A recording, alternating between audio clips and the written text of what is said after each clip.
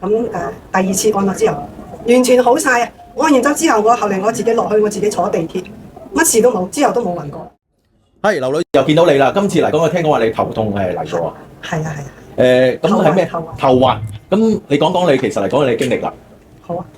其實我咧就一向都冇頭暈嘅。咁有一日咧，忽然間瞓醒覺咧，就忽然間個人好暈，天暈地轉咧。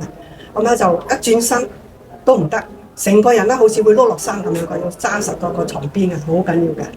咁後尾咧就會開中藥飲咯，飲到有3劑度咧，就稍微好翻啲，但係都唔得。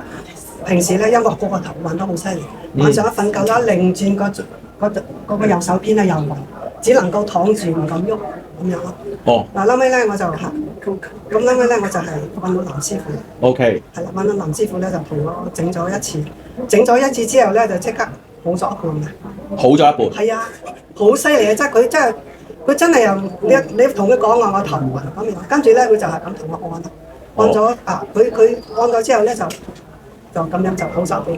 咁隔咗1星期咧唔能夠即刻去按啊嘛。咁跟住咧，師傅好公道嘅，佢俾你1個禮拜休息嘅。係啊，佢要休息啊嘛。咁第二次按咗之後，完全好晒啊！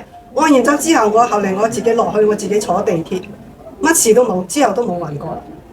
多謝你分享啊！